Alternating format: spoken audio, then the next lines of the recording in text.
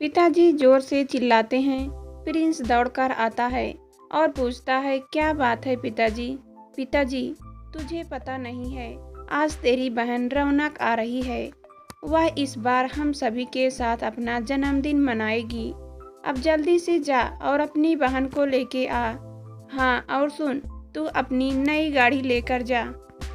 जो तूने कल खरीदी है उसे अच्छा लगेगा प्रिंस, लेकिन मेरी गाड़ी तो मेरा दोस्त ले गया है सुबह ही, और आपकी गाड़ी भी ड्राइवर ये कहकर ले गया कि गाड़ी की ब्रेक चेक करवानी है। पिताजी, ठीक है, तो तू स्टेशन तो जा किसी की गाड़ी लेकर या किराया की करके, उसे बहुत खुशी मिलेगी। प्रिंस, अरे वह बच्ची है क्या जो आ नहीं सकेगी?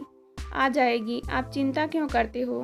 कोई टैक्सी या ऑटो लेकर। पिताजी, तुझे शर्म नहीं आती? ऐसा बोलते हुए घर में गाड़ियां होते हुए भी घर की बेटी किसी टैक्सी या ऑटो से आएगी? प्रिंस, ठीक है, आप जाओ, मुझे बहुत काम है, मैं जा नहीं सकता। पिताजी, तुझे अपनी बहन की थोड़ी भी फिक्र नहीं? शादी हो गई तो क्या बहन पराई हो गई? क्या उसे हम सबका प्यार पाने का हक नहीं? तेरा जितना अधिकार है इस घर में उतना ही तेरी बहन का भी है। कोई भी बेटी या बहन मायके छोड़ने के बाद पराई नहीं होती प्रिंस, मगर मेरे लिए वह पराई हो चुकी है और इस घर पर सिर्फ मेरा अधिकार है। तड़ाक अचानक पिताजी का हाथ उठ जाता है प्रिंस पर और तभी माँ आ जाती है। मम्मी, आप कुछ शर्म तो कीजिए, ऐसे जवान बेटे पर हाथ बिल्कुल नहीं उठाते। पिताजी, तुमने सुना नहीं इसने क्या कहा? अपनी बहन को पराया कहता है। ये वही बहन है जो इससे एक पल भी जुदा नहीं होती थी, हर पल इसका ख्याल रखती थी, पॉकेट मनी से भी बचाकर उसके लिए कुछ ना कुछ खरीद लेती थी। विदाई के वक्त भी हमसे ज़्यादा अपने भाई के गले लगकर रोई थी, और ये आज उसी बहन को पराया कहता है। प्रिंस, बुआ भी तो आज ही जन्मदिन है। पापा, वह कई बार इस घर में आई है, मगर हर बार ऑटो से आई है। आपने कभी भी अपनी गाड़ी लेकर उन्हें लेने नहीं गए। माना वह तंगी में है, मगर कल वह भी बहुत अमीर थी। आपको मुझको इस घर को उन्होंने दिल खोलकर सहायता और सहयोग किया है। बुआ भी इसी घर से विदा हुई थी। फिर रश्मि दी और बुआ में फ़र्क कैसा? रश्मि मेरी बहन है तो बुआ भी तो आपकी बहन है। पापा, आप मेरे मार्गदर्शक हो, आप मेरे हीरो हो, मगर बस इसी बात से मैं हर पल अकेले में रोता हूँ कि तभी बाहर गाड़ी रुकने की आवाज़ आती है। तब तक पापा भी प्रिंस की बातों से पश्चाताप की आग में जलकर रोने लगे।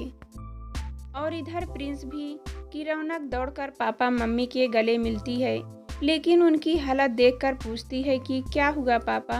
पापा, तेरा भाई आज मेरा भी पापा बन गया है।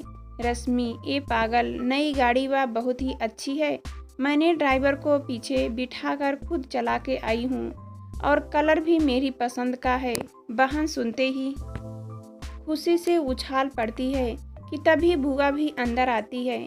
बुआ, क्या भैया आप भी न फोन न कोई खबर, अचानक भेज दी गाड़ी आपने? भाग कर आई हूँ। खुशी से ऐसा लगा कि पापा आज भी जिंदा हैं। इधर पिताजी अपनी पलकों में आंसू लिए प्रिंस की ओर देखते हैं और प्रिंस पापा को चुप रहने का इशारा करता है। इधर बुआ कहती जाती है कि मैं कितनी भाग्यशाली हूँ कि मुझे बाप जैसा भैया मिला। ईश्वर करे मुझे हर जन्म में आप ही भैया मिले।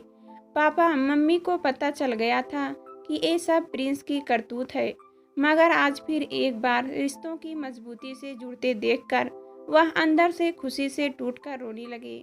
उन्हें अब पूरा यकीन था कि मेरे जाने के बाद भी मेरा प्रिंस रिश्तों को सदा हिफाजत से रखेगा।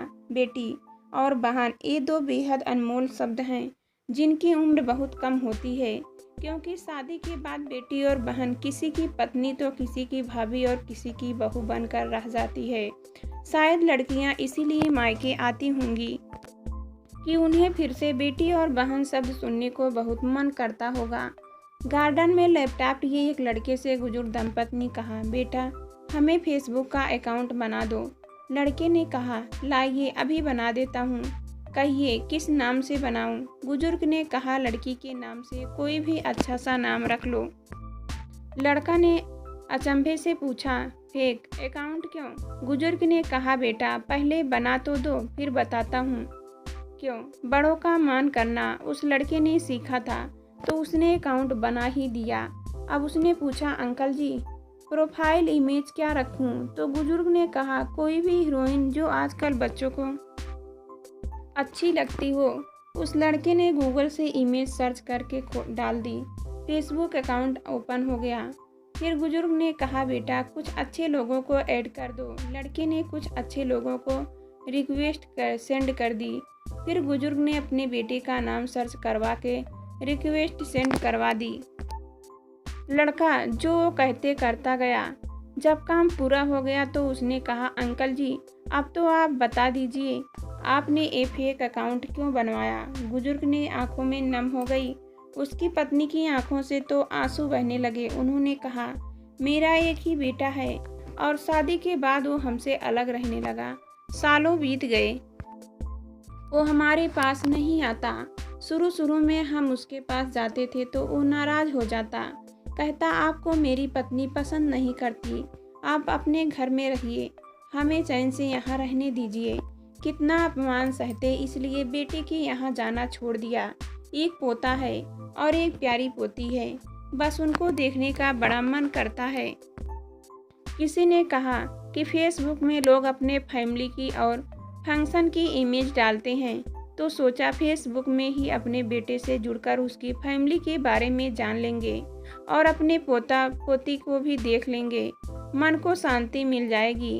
अब अपने नाम से तो अकाउंट बना नहीं सकते, वो हमें ऐड करेगा नहीं, इसलिए हमने ये फेक अकाउंट बनवाया।